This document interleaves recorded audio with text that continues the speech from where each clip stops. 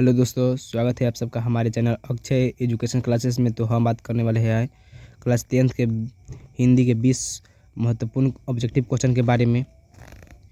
तो चलिए हम क्वेश्चन देखते हैं। हमारा पहला क्वेश्चन है, नाखून क्यों बढ़ते हैं? यह प्रश्न लेखक के समक्ष किसने उपस्थित किया? सही आंसर होगा बी, छोटी बेटी ने।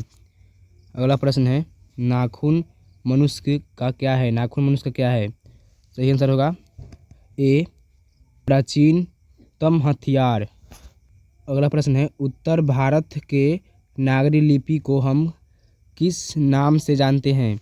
सही आंसर होगा ए, देवनागरी लिपि से।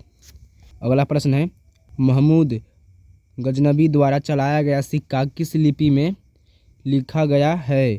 सही आंसर होगा ए, ब्राह्मणी लिपि में। अगला प्रश्न है, बहादुर कहाँ से भाग कर आया था? सही आंसर होगा सी, नेपाल से। अगला प्रश्न है, रिश्तेदार की पत्नी के कितने रुपए खो गए थे? सही आंसर होगा ए, 11। अगला प्रश्न है, दूसरों की नकल कर लिखा गया साहित्य कैसा होता है? सही आंसर होगा सी, अधम। अगला प्रश्न है,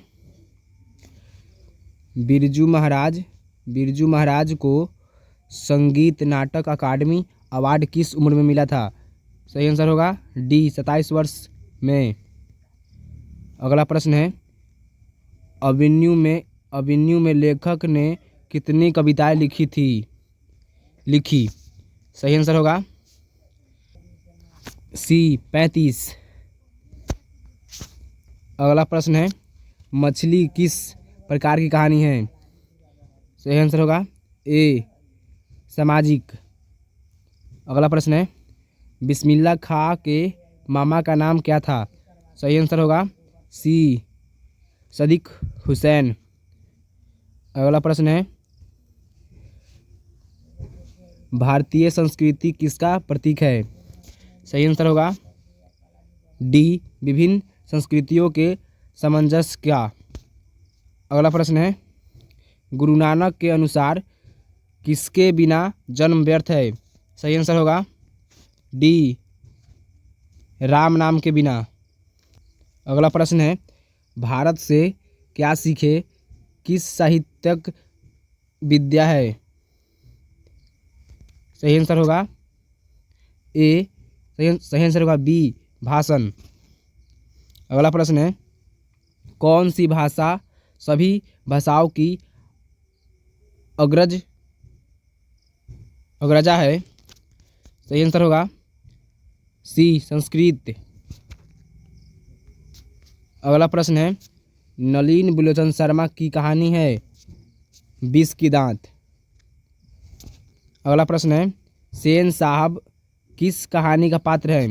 सही आंसर होगा सी, 20 की दांत। अगला प्रश्न है, भीमराव अंबेडकर की मृत्यु कब हुई थी? सही आंसर होगा 1956 में। अगला प्रश्न है, द कास्ट इन